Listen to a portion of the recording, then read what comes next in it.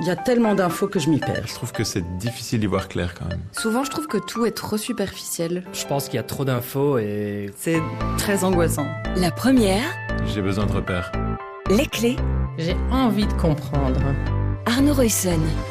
Bonjour à toutes, bonjour à tous et bienvenue dans Les Clés pour un épisode où on va se pencher sur la situation humanitaire dans la bande de Gaza. Après un répit de quelques semaines et un cessez-le-feu conclu en janvier, Israël a repris son offensive depuis le 18 mars dernier. Alors au moment où le bilan des victimes donné par le ministère gazaoui de la Santé dépasse les 50 000 morts, on a décidé de prendre 27 minutes pour y voir clair sur la catastrophe humanitaire qui se joue sur ce petit territoire où vivent 2 millions de Palestiniens.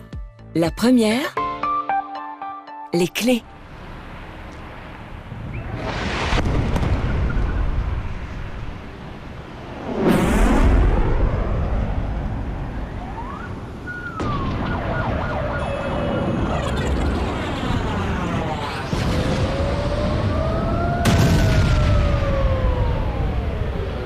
Des bombes et des éclairs orange dans la nuit de Gaza, le 18 mars dernier, 2 mois après le début du cessez-le-feu conclu entre le Hamas et Israël, l'armée israélienne a donc repris son offensive sur Gaza. Rien que sur la première nuit de bombardement intensif, 330 Palestiniens ont perdu la vie, selon le ministère gazaoui de la Santé, et les mots choisis par le ministre israélien de la Défense témoignent de l'ampleur de l'offensive. Le Hamas doit comprendre que les règles du jeu ont changé, que s'il ne libère pas immédiatement tous les hommes et toutes les femmes kidnappés, les portes de l'enfer s'ouvriront.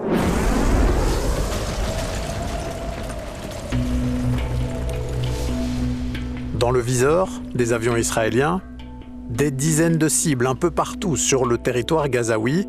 Officiellement, il s'agissait de frappes ciblées sur des dirigeants du Hamas, mais dans des quartiers aussi densément peuplés, ces frappes ont fait un très grand nombre de victimes civiles. Nous nous sommes réveillés à 3h30 du matin, terrifiés, et nous avons trouvé mon fils sous les décombres et la femme de mon fils gisant dans la rue. La plupart de mes petits-enfants ont été blessés et l'un d'entre eux l'a été aux yeux et ne peut plus les ouvrir. Et les frappes se sont poursuivies depuis le 18 mars, avec parfois des hôpitaux directement et explicitement visés, comme l'hôpital Nasser à Khan Younes, dans le sud de la bande de Gaza, touché par un missile.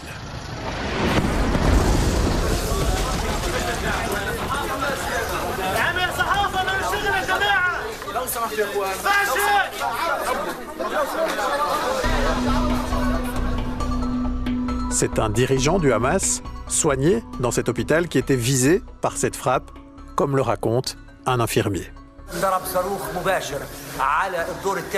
Il a été directement visé par un missile au 2e étage des urgences. Et le missile a touché le département de chirurgie qui a été complètement détruit. Heureusement, on a pu transférer 90% des patients en bon état. Mais il y a quand même eu des morts et des blessés.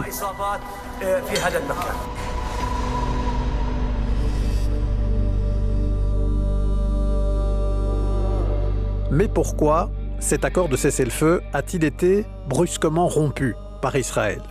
Pour le comprendre, il faut d'abord revenir à ce que contenait cet accord qui avait été validé par les deux parties le 19 janvier dernier. Petit retour en arrière avec notre spécialiste Proche-Orient à la RTBF, Daniel Fontaine. C'est un accord qui a été très longuement négocié, d'abord par l'administration Biden aux États-Unis et ensuite par celle qui lui a succédé, celle de Donald Trump. Donc les deux parties sont arrivées à cet accord en 3 phases. La première phase devait durer 6 semaines avec des libérations réciproques d'otages israéliens et de prisonniers palestiniens. Ça s'est déroulé plus ou moins comme prévu.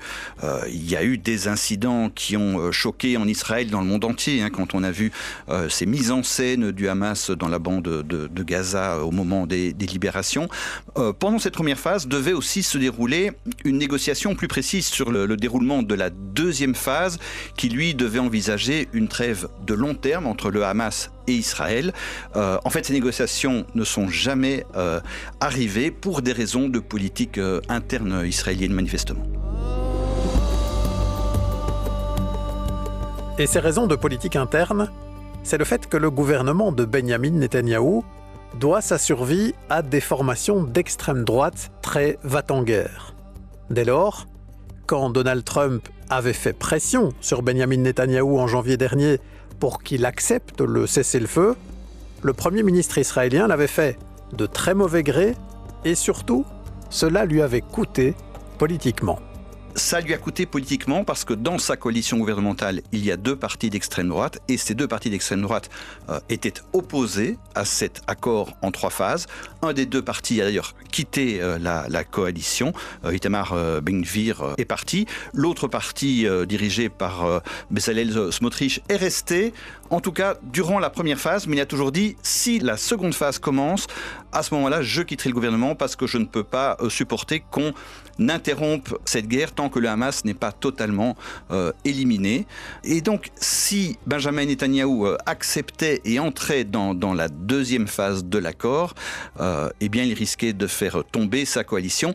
C'était un énorme risque politique pour lui, parce qu'alors c'est éventuellement le retour à la case élection en Israël, et c'est aussi la perte de sa protection judiciaire, parce qu'on sait que tant qu'il y a la guerre, tant qu'il y a autant de tensions, eh bien la justice est en quelque sorte paralysée, que ce soit pour ses affaires de corruption, pour lesquelles il y a des procès qui sont toujours pendants, mais aussi les enquêtes sur ce qui s'est déroulé le 7 octobre 2023 et pourquoi les services de sécurité israéliens n'ont pas pu empêcher l'attaque du Hamas. Résultat, la guerre a donc repris et le cessez-le-feu a vécu. Aux grandes dames d'ailleurs, des familles des otages israéliens encore détenus par le mouvement islamiste Hamas, comme l'explique ce jeune Israélien dont les 2 frères sont toujours otages à Gaza. Je suis terrifié à l'idée de ce qui pourrait leur arriver. Les otages déjà libérés nous ont dit ce qu'il se passe quand Israël attaque, comme ils souffrent à cause des frappes israéliennes. En tout cas, depuis la reprise des frappes et l'avancée des troupes israéliennes au sol dans la bande de Gaza, les morts se comptent à nouveau par centaines, avec un très grand nombre de femmes et d'enfants parmi les victimes.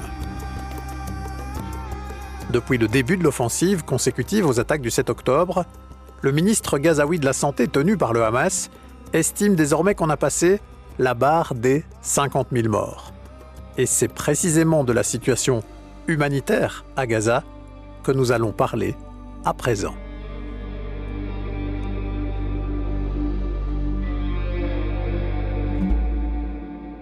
Et pour cela, on va accueillir Jonathan Crix. Bonjour. Bonjour. Vous êtes avec nous depuis Jérusalem. Vous êtes le responsable de la communication pour UNICEF Palestine. Merci d'être avec nous. Alors, je le disais, on va évoquer cette crise humanitaire absolument massive que vit la population de Gaza. Mais d'abord, je voudrais qu'on prenne le temps d'un petit mot sur ce territoire. Gaza, c'est une bande de terre de 40 km de long pour une largeur de 6 à 12 km le long de la mer Méditerranée. La superficie, je calculais, c'est 2 fois à peu près une commune comme Namur, mais avec 2 millions d'habitants sur son sol. Un territoire donc avec une très très grande densité de population, Jonathan Crix. Donc c'est effectivement un territoire très densément peuplé où il y a 2,1 millions d'habitants et parmi ces 2,1 millions d'habitants, il y a à peu près 1 million d'enfants. 1 million de personnes qui ont moins de 18 ans. Et ce qui est le plus frappant quand on va dans la bande de Gaza aujourd'hui, c'est de voir le niveau de destruction, de dévastation, je dirais. Surtout quand on va dans le nord de la bande de Gaza ou dans le sud à Rafah, on peut vraiment à perte de vue, voire des quartiers qui ont été entièrement détruits. Et donc, ce territoire aujourd'hui, une fois encore très densément peuplé, a été soumis à des bombardements particulièrement intenses. On l'a encore vu la semaine dernière, mais c'est des bombardements intenses qui ont eu lieu depuis 17-18 mois, si on ne compte pas les 6 semaines de cessez-le-feu. Et donc, évidemment, ce qui est affolant, je dirais, c'est quand on voit dans quelles conditions les enfants vivent à Gaza. Il n'y a pas d'eau courante, il y a très peu d'accès à l'eau potable, il y a peu d'accès à la nourriture, il n'y a pas d'électricité, il n'y a pas d'évacuation des eaux usées, il n'y a pas de traitement des déchets. Et donc, quand je vais à Gaza, j'ai déjà vu des écoles qui ont été transformées en abris de fortune surpeuplées. Donc, une école qui était censée accueillir 1000 ou 1500 étudiants et puis qui accueille 10 000 personnes déplacées. Et quand vous allez dans la cour de cette école, évidemment, les sanitaires ne sont pas équipés pour accueillir autant de personnes. Donc, vous avez des vrais égouts à ciel ouvert. Et donc, c'est une situation qui est frappante par l'étendue. Et c'est quelque chose que les mots ou les images ont du mal à rendre compte. Mais quand je suis dans une voiture et que je roule dans la bande de Gaza, je peux mettre mon téléphone à la fenêtre et filmer. J'ai filmé 8 à 10 minutes sans voir un seul bâtiment debout dans le nord de la bande de Gaza. Donc, c'est juste pour essayer de donner une idée de l'échelle de la destruction. Et comment alors aujourd'hui est-ce que les habitants de Gaza vivent à partir du moment où la plupart des maisons ont été détruites? Est-ce qu'ils essayent de rester encore aujourd'hui dans ces maisons? Est-ce qu'ils se retrouvent dans des camps? Comment font-ils pour survivre avec à ce point-là de destruction des bâtiments, des habitations et de toute une série de services collectifs dans un territoire comme celui-là? Il y a eu différentes phases dans cette guerre et au cours de ces différentes phases, il y a eu différents mouvements, des déplacements de population. Et donc, au début de la guerre, c'est vraiment le nord de la bande de Gaza qui a été impacté. Et donc, la population est vraiment descendue dans le sud, principalement dans une zone qui s'appelle Rafah. Donc, Rafah, c'est une ville qui fait 200 000, 250 000 habitants avant la guerre et qui, dans les premiers mois de la guerre, accueillait 1 500 000 personnes. Et puis cette population, quand l'offensive en avril 2024 a commencé à Rafah, cette population a dû se déplacer à Al-Mawasi, Der El-Bala, qui sont la zone un peu centrale de la bande de Gaza. Et donc, à partir de ce moment-là, la population a vécu principalement dans des écoles transformées en abris de fortune. Et puis, de nombreuses personnes ont installé des tentes, souvent faites avec les moyens du bord, donc avec des bâches en plastique. Et donc, quand vous allez dans ces tentes, c'est très très rudimentaire, c'est le moins qu'on puisse dire. Donc, c'est une bâche en plastique au sol, 2 matelas un peu piqués d'humidité, quelques couverts, une bassine, et c'est tout. Parce qu'il faut bien se rendre compte que ces familles, quand elles sont déplacées, elles n'ont pas vraiment le temps de prendre toutes leurs affaires. C'est des déplacements qui ont lieu dans l'urgence, et donc la plupart de ces familles bougent avec vraiment ce qu'ils peuvent emporter de manière très rapide. Et donc, quand vous allez à Gaza, à Al-Mawasi, à Der El-Bala, vous voyez des dizaines et des dizaines d'enfants qui sont soit en train de grimper sur des petites collines de détritus, en train de fouiller pour essayer de trouver un peu de papier pour faire du feu simplement, ou en trouver un peu de nourriture, et puis qui font la file pour remplir un vieux jerrycan sale avec de l'eau dans les points de distribution d'eau. Donc évidemment, cette situation, c'était vraiment la situation avant le cessez-le-feu. Le cessez-le-feu a vraiment permis pendant 6 semaines que enfin l'aide humanitaire puisse rentrer à l'échelle. Donc la situation s'est, je dirais, relativement améliorée. Et évidemment, aujourd'hui, nos craintes, c'est de voir tout ça replonger dans des conditions de vie complètement impossibles. À cause de la promiscuité également, il y a des problèmes de maladies qui circulent. Je me rappelle qu'on avait fait un sondage en mois d'avril 2024. On avait 90% des mamans qui qui indiquaient que au moins un de leurs enfants avait une diarrhée chronique. Un bébé qui a une diarrhée chronique, il peut en mourir. Donc c'est pas du tout quelque chose à prendre à la légère. Donc, alors on a eu des nombreux cas d'hépatite A, on a eu des premiers cas de polio, on a eu énormément. Donc là, la question de la santé est une question qui est particulièrement inquiétante, et encore plus aujourd'hui quand on sait que la vaccination régulière, la vaccination de routine qu'on fait contre la rougeole, la rubéole, etc. en temps normal, tous les enfants, il y a à peu près entre 170 et 180 bébés qui naissent tous les jours à Gaza. Voilà, ces enfants, ils n'ont absolument aucune forme de vaccination. Donc l'étendue des problèmes est terriblement large. Un petit mot justement sur les structures de santé. On a évoqué dans l'introduction des frappes qui ont visé des hôpitaux, et c'est le cas depuis le début. Ici, ça a repris depuis la fin du cessez-le-feu, mais depuis le début de cette offensive, il y a régulièrement des hôpitaux qui sont la cible de tirs. Que reste-t-il encore aujourd'hui comme infrastructure sanitaire pour traiter notamment les cas les plus graves dans les hôpitaux, Jonathan Crix? Alors, d'après l'Organisation mondiale de la santé, on a, je pense, 17 hôpitaux sur 35 qui sont partiellement fonctionnels. Et c'est très important d'insister sur le partiellement fonctionnel. Par exemple, ces hôpitaux travaillent essentiellement, je dirais, à traiter les cas les plus graves. Donc, par exemple, quand il y a des frappes comme la semaine dernière, ces hôpitaux doivent gérer un afflux d'enfants blessés ou morts très important. Ça veut dire que pour, je dirais, des cas moins graves, ces hôpitaux ont beaucoup moins une capacité de traitement. Ce que nous, on a fait avec l'UNICEF, par exemple, c'est de renforcer la capacité des unités de néonatologie. C'est une des conséquences de la guerre. Il y a énormément d'enfants qui naissent prématurés à cause du stress, à cause des conditions de vie abominables. Et donc, le problème, c'est qu'il y a très peu d'unités de néonatologie, il y a très peu de couveuses ou d'incubateurs. Et quand il y a des incubateurs, il faut aussi des systèmes respiratoires. Ce sont des systèmes qui permettent en fait de développer les poumons des bébés nés prématurés. Et donc, on a entre 3 et 4 000 enfants prématurés, mais on a seulement quelques dizaines, même pas, je pense qu'on a 20 ou 30 incubateurs. Donc évidemment, ce chiffre, juste cette comparaison indique que parmi les 3-4 000 enfants qui sont nés prématurés, il va y en avoir un certain nombre qui vont mourir. Un petit mot alors sur les bilans, puisque je le disais, récemment le ministère gazaoui de la Santé, qui est un ministère tenu par le Hamas, a sorti un bilan dépassant pour la première fois les 50 000 morts depuis le début de ce conflit. En tant qu'humanitaire, Jonathan Crix, quelle est la fiabilité qu'on peut accorder à des bilans comme cela? Parce qu'on est en temps de guerre, évidemment, cette information sur le bilan des victimes, elle compte. Est-ce que ce sont des bilans qui peuvent être crédibles par rapport au nombre de victimes qu'a fait cette guerre jusqu'ici?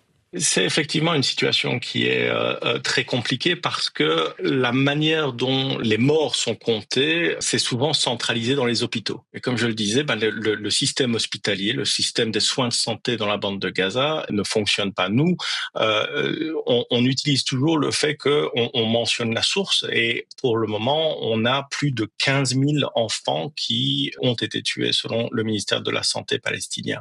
C'est le ministère de la Santé palestinien à Gaza, mais c'est également des chiffres qui sont confirmés par le ministère de la Santé palestinien à Ramallah, donc qui n'est pas le Hamas. Si on prend un peu de recul, on peut se rendre compte que c'est pas la première fois qu'il y a une escalade des hostilités ou une guerre à Gaza.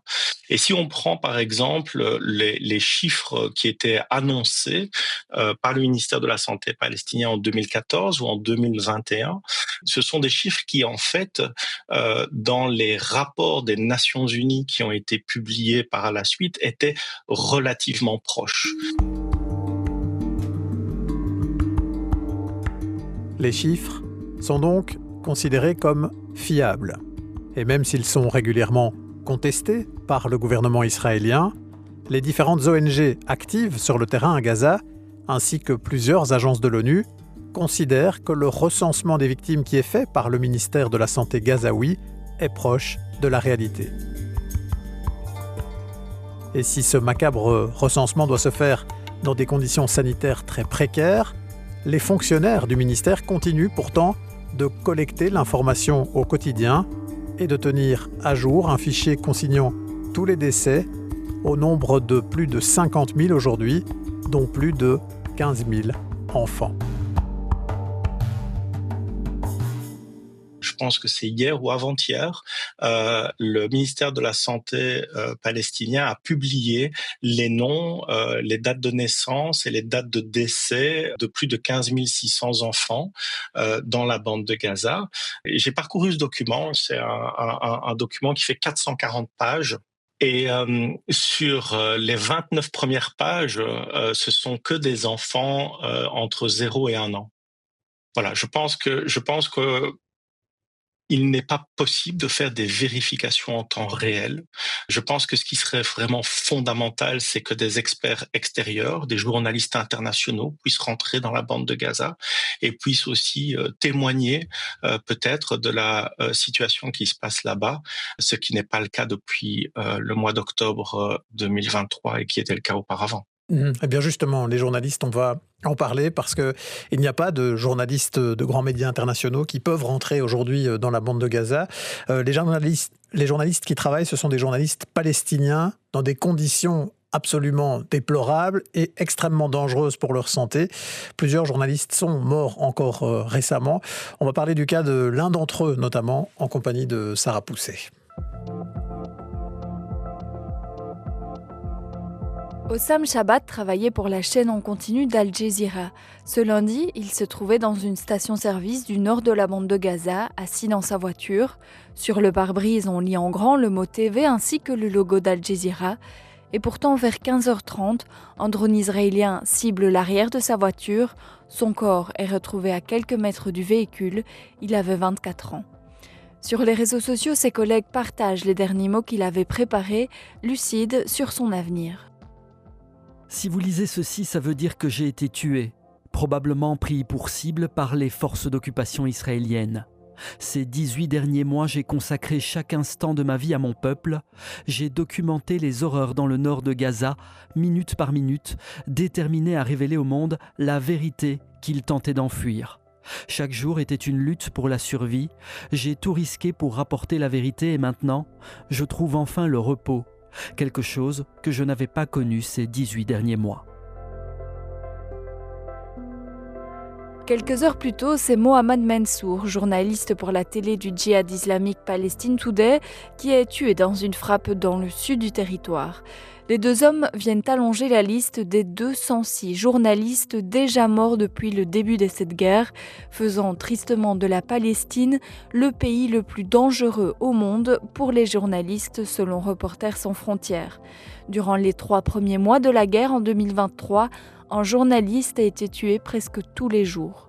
La plupart de ces reporters décédés sont palestiniens puisque le renforcement du blocus israélien interdit l'accès au territoire à tout journaliste étranger. Ils sont donc les seuls à pouvoir rendre compte de l'horreur à Gaza. Et leur situation est catastrophique. Comme tous les autres habitants, ils n'ont plus de maison, doivent faire des files interminables pour espérer un peu de nourriture ou du carburant pour se déplacer dans le pays. Leur travail est aussi durement entravé, à la fois par les autorités du Hamas qui censurent les journalistes et surtout par les autorités israéliennes qui les prennent désormais pour cible. Hossam Chabat n'était encore qu'un étudiant le 7 octobre 2023, mais il s'est rapidement mis à couvrir les événements qui se déroulaient en direct devant lui, suivi par plus de 600 000 personnes sur son compte Instagram. En octobre, Israël l'avait accusé d'être membre du Hamas, ce qu'il a toujours démenti. Sur Twitter, il avait notamment réagi en dénonçant, je cite, « une tentative évidente de justifier préventivement son meurtre ». Et avec la reprise des hostilités depuis le 18 mars, on imagine que ça va de nouveau rendre extrêmement compliqué et difficilement imaginable de faire rentrer d'autres journalistes de la presse internationale dans la bande de Gaza.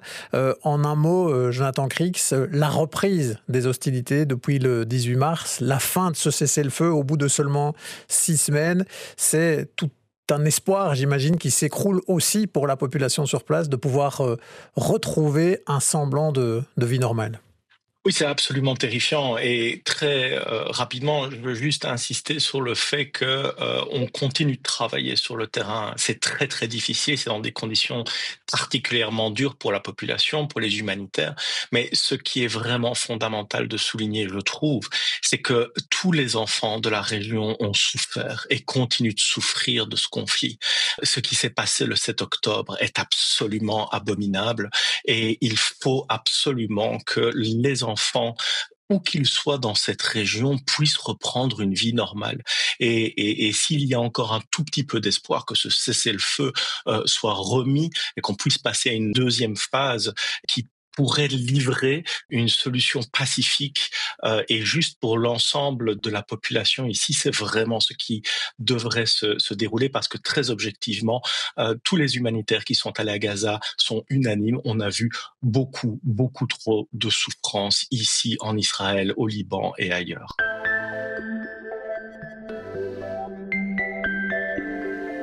Eh bien, ce sera le mot de la fin de ce podcast, mais malheureusement pas le point final d'un conflit qui est reparti vers une nouvelle flambée de violence, on l'a compris, dans une situation sanitaire absolument catastrophique.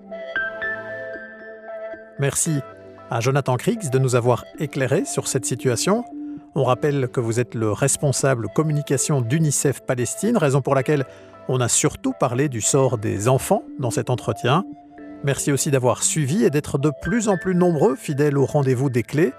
C'était d'ailleurs déjà le 100e épisode de ce podcast, avec à la réalisation sonore Laurent Nélissen, à la préparation Sarah Pousset et Arnaud Reussen. N'hésitez pas à partager ces contenus autour de vous.